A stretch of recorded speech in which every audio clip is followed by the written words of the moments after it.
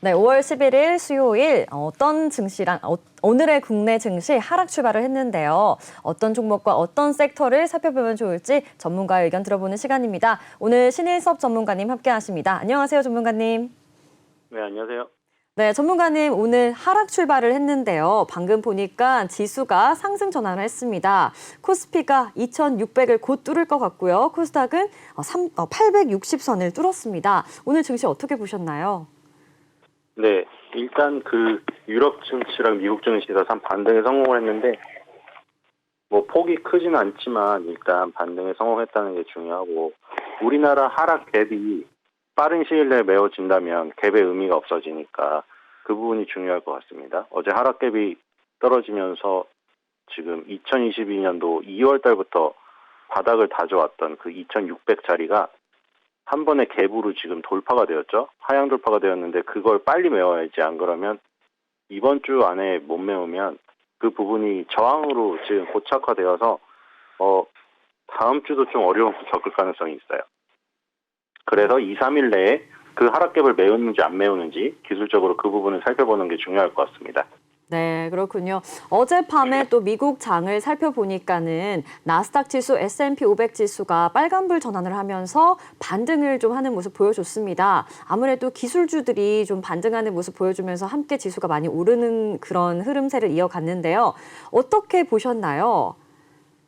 네, 일단 예를 들어 코로나 팬데믹 때 너무 수혜를 봤던 그 종목들 같은 경우에는 어제 반등세에도 참여를 하지 못했고요.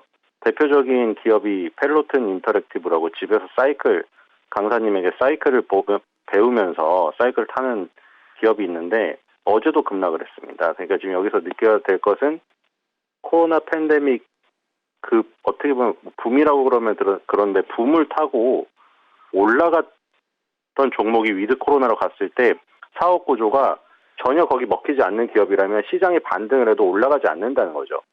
우리나라에서도 지수가 반등을 해도 그런 구조에 있는 기업들 같은 경우에는 반등에 참여를 못할 가능성이 굉장히 크고요. 그리고 지수가 반등할 때 가장 많이 오르는 것은 결국에 우상향하고 있던 기업이다. 예를 들어 반도체 기판 기업이라던가 이런 기업이 어제 되돌리기가 급등세가 나오는 것을 보면 사람들의 심리를 알 수가 있죠. 급등하던 종목들을 못 잡다가 급락이 나왔을 때 사고 싶은 심리. 근데 급락하던 종목은 반등이 나오면 팔고 싶은 심리 때문에 결국에 우상향하는 종목이 반등세가 크다. 이렇게 보시면 되겠습니다. 어제도 결국에는 지금 올라간 것들이 반도체 엔비디아라던가 이런 회사들 급등을 많이 해놨다가 급락을 했던 종목들 그런 종목들이 반등을 했지 계속 빠지고 있는 그런 종목들은 하락세가 더 심해졌다고 보시면 될 것 같습니다. 그래서 지금 반등세에 어떤 거를 노려야 될까? 잘 나가던 거를 노려야겠죠. 못 나가던 거가 반등을 하는 게 약해요. 그렇기 때문에 우상향을 그리고 있다가 상승 중 조정이 나오는 거를 택하는 게 훨씬 좋은 겁니다. 거꾸로 해야 될 것 같습니다.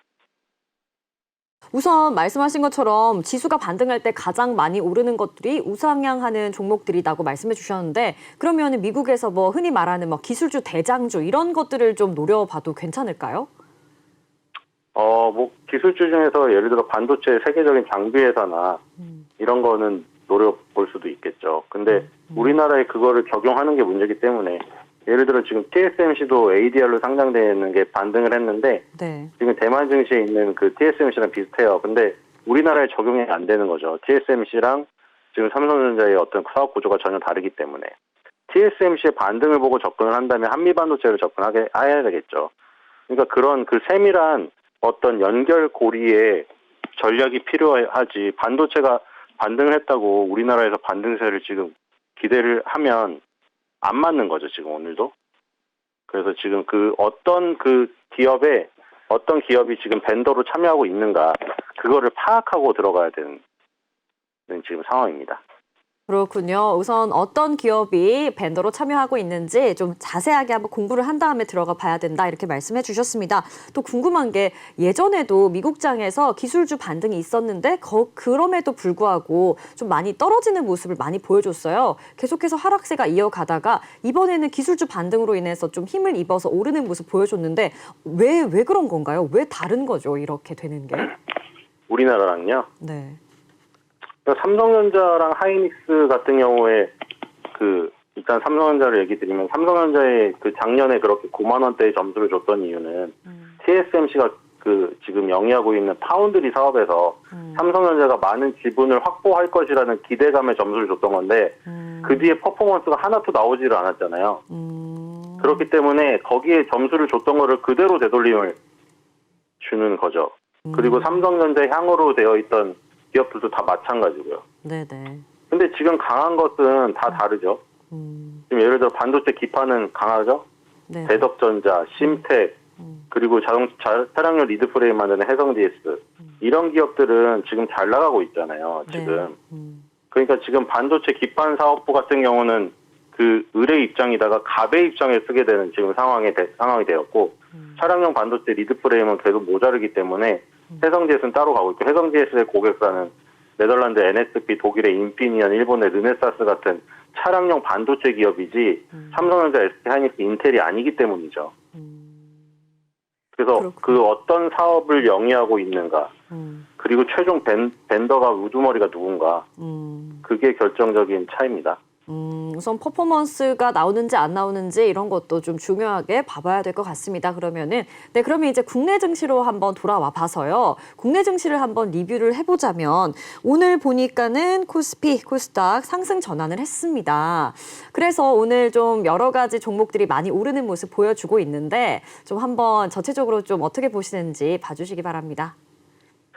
반등이 크진 않고요. 지금 코스닥에서 조금 유의미하게 반등이 나오는 거는 JYP 엔터테인먼트 같네요. 지금 엔터주들이 JYP가 2조를 먼저 찍은 다음에 원래 마지막에 SM하고 경쟁을 하고 있었는데 SM이 마지막에 약간 안 좋은 모습을 보이면서 주주총회를 앞두고 그렇죠? 네.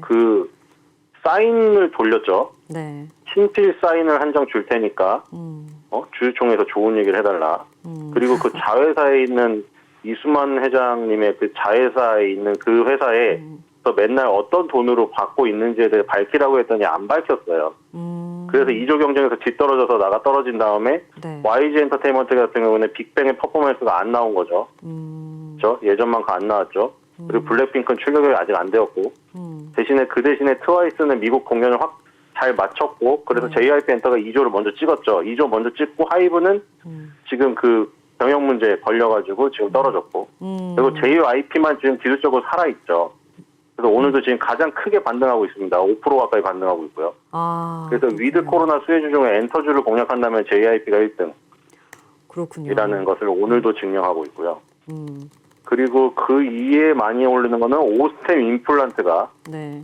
지금 시가총액 20위 안에서 JYP가 제일 많이 오르고 있고요. 그 다음 오스템 임플란트 30위까지 해야 되겠네. 27위니까요. 네. 오스템 임플란트가 10만 원을 재돌파했습니다. 무슨 이슈가 있었나요? 오스템 임플란트가?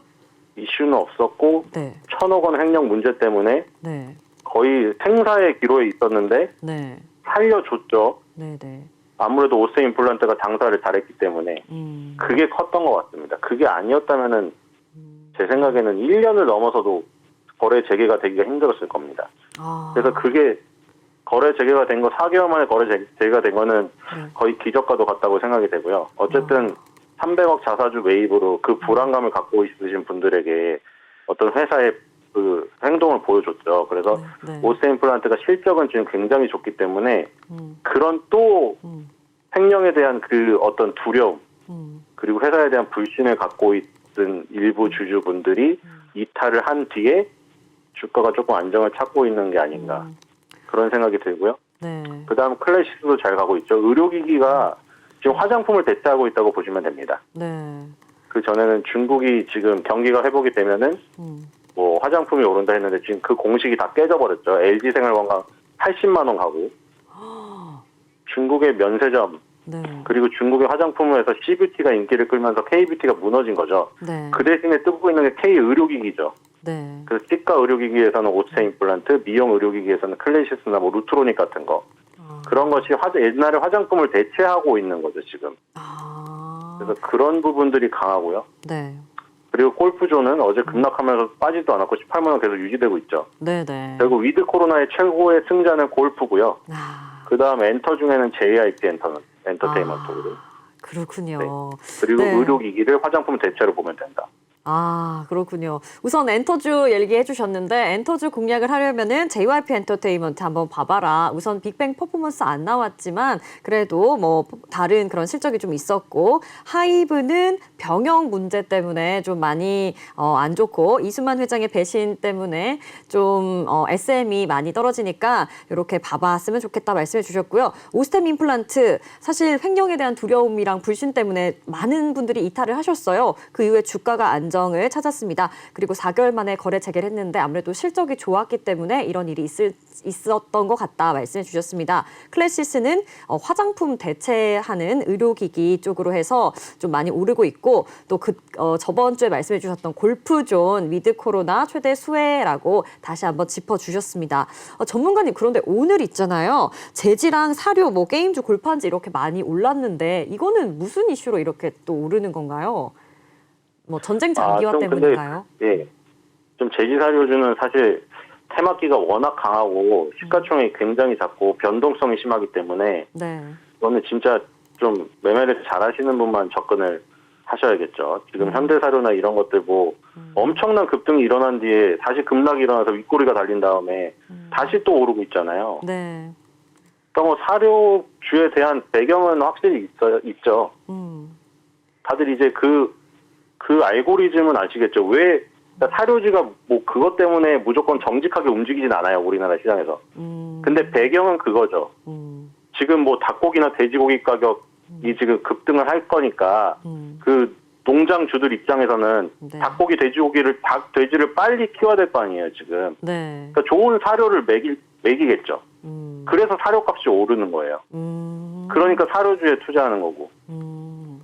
그리고 곡물 가격이 많이 오르니까 사람들은 농장주인들이 이제 곡물을 많이 키워야겠죠. 그러니까 거기에다가 좋은 비료를 뿌려야겠죠. 그러니까 농장주인들이 지금 자기가 옥수수 농장을 경영을 하고 돼지 농장을 경영한다. 옥수수값, 돼지고기값이 미친 듯이 올라가니까 빨리 돈을 벌어야 되니까 비료 사료를 갖다가 쏟아붓는 거예요. 그러니까 비료 사료주가 오르는 그 논리 때문에 항상 이렇게 곡물 가격이 오르고 그 고기 가격이 오를 때 비료주 사료주가 움직이는 건데 그 논리 이상으로 수급이 강하게 붙어가지고 엄청난 변동성을 가져오게 되죠.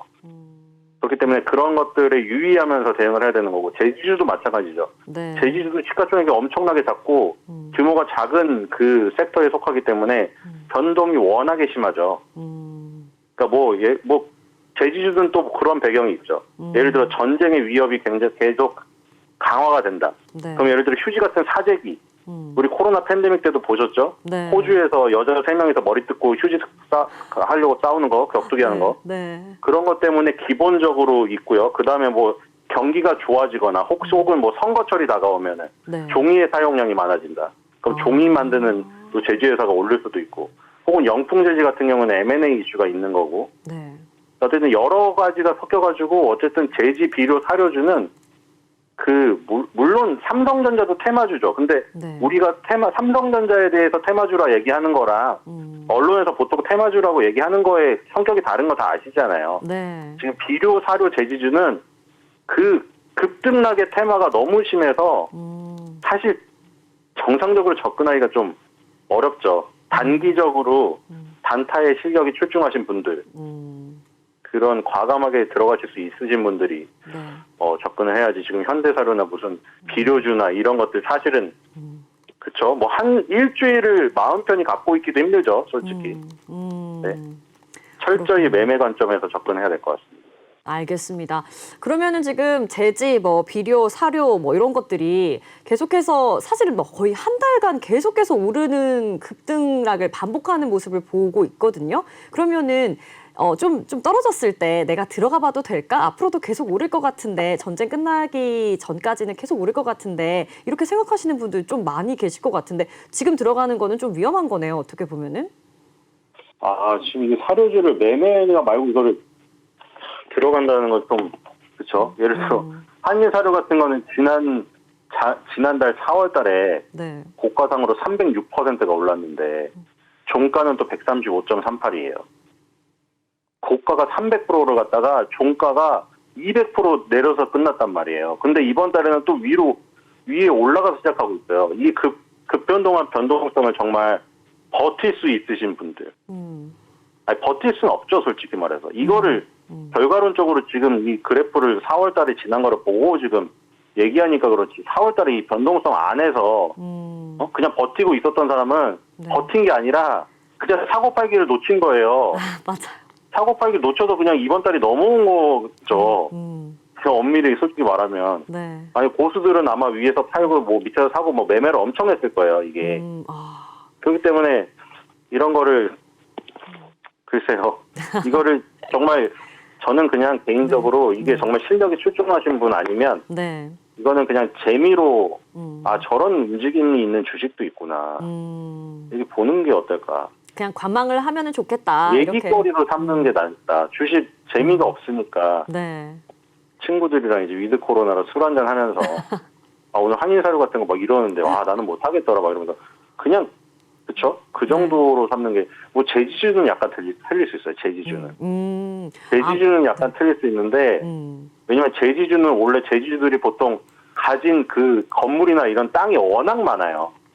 예를 들어 아세아제지 PBR이 0.6이고 PER이 5배예요. 네. 그러니까 그런 어떤 저평가는 아닌데 그러니까 저평가라고 할 수는 없죠. 왜냐면 매년 그래왔으니까. 하지만 뭐 자산가치주로서 제지주 뭐 장기적으로 뭐 그런 부분은 괜찮긴 합니다. 뭐 예를 들어 일부 제지주 빼고요. 일단 아시잖아요. 그거 부적이라고 해서 네. 올라간 그런 제지주 빼고. 그렇군요. 보니까는 그러면 아까 말씀해 주셨던 것처럼 선거철에 뭐 종이 많이 사용하고 이래서 제지주가 좀 많이 뭐 뜬다 이렇게 말씀해 주셨잖아요. 그럼 앞으로 6월에 있을 지방선거 이때까지는 그래도 제지주 좀 들어가 볼 만한 거네요. 네, 그렇긴 한데 그 논리도 사실 옛날에 기본적인 논리였고 요즘에 네. 선거의 문화가 많이 바뀌어서 그렇죠? 요즘에 인터넷으로 솔직히 또 말해서 전단지를 막 뿌리거나 이런 것보다는 네. 모바일이나 이런 쪽으로 선거 운동이 많이 변화가 돼서 네. 사실은 그런 부분은 좀 연결고리가 약해졌죠. 아까 사료나 비료를 설명드린 그 알고리즘보다는. 네. 대신에 뭐 영풍제지 같은 거 있죠. 네네. 그것도 사실 오늘 너무 급등해서 그렇긴 한데 영풍제지 같은 이런 이슈가 있는 것은 좀 그렇죠. 단기적으로는 접근해볼 만하다. 사료주는 이미 네. 너무 고점을 찍고 내려와가지고 물론 저거를 미친 척하고 손바뀜이 엄청 일어나거든요. 네. 손바뀜이 일어나서 새로운 세력이 저 고점을 돌파할 수도 있어요. 근데 그거는 세력의 입장에서 서 있는 분들만 아는 거고 이 영풍제지 같은 경우는 일단은 지금 신고가를 돌파를 하고 나가고 있기 때문에 네. 불타기를 한번 해볼 만은 하죠. 불타기는 근데 굳이 추천드리지는 않습니다. 굳이 저렇게 급등하고 있는 것을 좀 위험해 보이네요. 알겠습니다. 아까 말씀드린 더 안정적인 종목들이 많이 있잖아요. 네, 골프나 맞습니다. 엔터나 이런 네. 거에 접근하는 게 일단 네. 정석이라고 생각이 됩니다. 알겠습니다. 오늘 급등하고 있는 뭐 비료, 사료, 제지 이런 것들은 아직까지는 조금 신중하게 접근을 해봐야겠고 말씀해주신 골프, 엔터 관련해서 한번 접근을 해봤으면 좋겠다 이렇게 말씀해 주셨습니다. 그러면은 오늘 가지고 와주신 관심 가져봐야 될 종목 어떤 게 있을까요? 네, 아까 이름이 뭐였죠? 네. 바이오프트로네요. 바이오프트로. 네. 네. 이게 지금 요즘에 네. 대덕전자나 네. 삼성전기나 LG이노텍이 네. 주력으로 하고 있는 게 패키지 기판이 있는데 FC BGA라고 네, 플리츠 볼 그리드 어레이라고 네. 요거를 주력으로 지금 밀고 나가고 있어요. 왜냐하면 그 애플이나 이 AMD, 뭐 인텔 이런 회사들이 그런 기판들이 많이 필요하게 되고 있거든요. 그래서 이제 그런 그 기판 업체들이 다 갔죠. 네. 다 갔는데 이 회사는 그 FC BGA를 검사하는 애예요. 검사 장비를 만드는. 그러니까 약간 후발로 노려볼 수 있는 네. 스타일이죠. 네. 지금 예를 들어 대덕전자는 이미 양봉을 뽑고 갔는데 지금 이 바이오옵트로 이 종목은 횡보를 하고 있죠. 근데 이 순서를 따져보면 그런 거죠. 기판을 만든 다음에 기판을 검사하려고 검사 장비 업체에 보내겠죠. 네. 그러면 기판을 만드는 업체는 먼저 생산을 할 거고 기판을 검사하는 업체는 나중에 하겠죠. 그럼 주식에서도 순서가 그렇게 가요, 보통.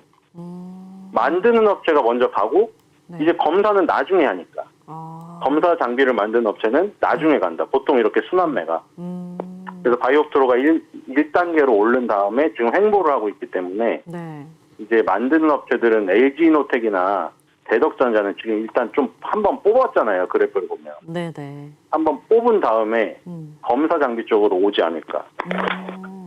지금 반도체에서 삼성전자를 포함한 네. 메모리 쪽만 좋지가 않은 거지. 네. 아까 FC BGA가 비메모리 쪽에서 주로 필요해요.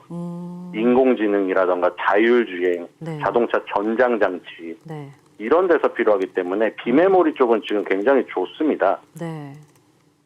그래서 이쪽 검사장비 업체로 한번 후발로 노려보면 좋을 것 같습니다. 아, 그렇군요. 안 그래도 뭐 애플카를 국내 뭐 기판을 도입한다 이런 소식이 자꾸 들려오는데 여기에서 그 기판이 아니라 기판을 검사하는 검사 기술 장비를 만드는 그런 업체 바이옵트로를 꼽아주셨습니다. 바이옵트로 많이 들어보지는 못했던 종목인데 현재 바이옵트로 얼마 정도 가격을 하는지랑 좀 시세 같은 것도 잠깐 좀 분석 좀 부탁드립니다, 전문가님.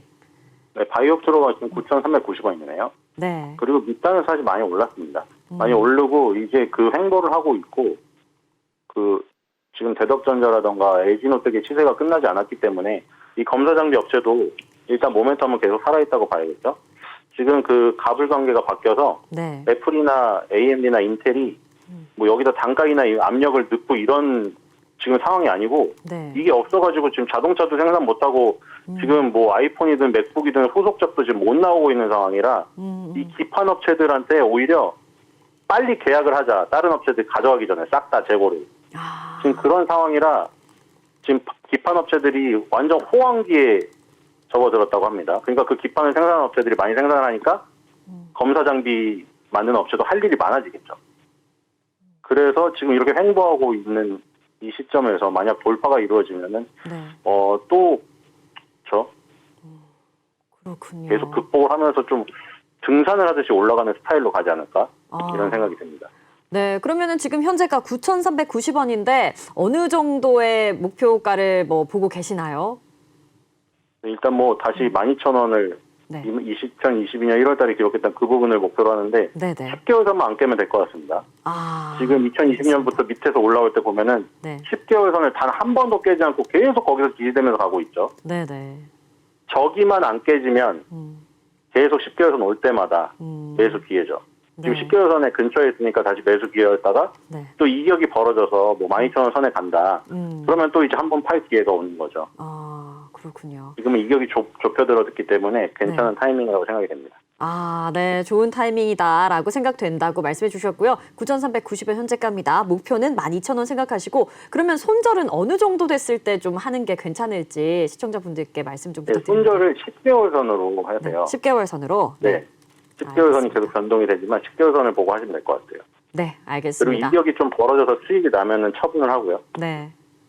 네, 알겠습니다. 네, 그러면은 바이옵트로 이렇게 말씀해 주셨고요. 마지막으로 우리 시청자분들께 오늘의 투자 전략 한 말씀 부탁드립니다. 네, 일단 2, 3일 내에 우리 하락 갭이 메워지면 가장 좋기 때문에 오늘 내일 포함해서 이번 주 내로 어제의 하락 갭 부분을 메우는지 확인이 필요한 것 같고 만약에 그 갭이 안 메워진다면은 한 번 더 밑으로 갈 가능성도 있어요. 그래서 그거를 염두에 두고 하지만 결국 밑으로 가더라도 지금 강한 종목들은 덜 빠지고 올라갈 때는 더 오른다. 네. 결국 지금 해야 될 거는 우상향인 종목을 해야지 네. 밑으로 떨어지고 있는 칼날을 잡을 생각을 하지 마라. 알겠습니다. 예를 들어 카카오 네이버 같은 거 있죠? 네. 주의하셔야 될 것 같습니다. 알겠습니다. 네, 전문가님 오늘도 좋은 말씀 감사드립니다. 네, 감사합니다. 네, 지금까지 신입사업 전문가와 함께하는 국내 증시 콜센터였습니다.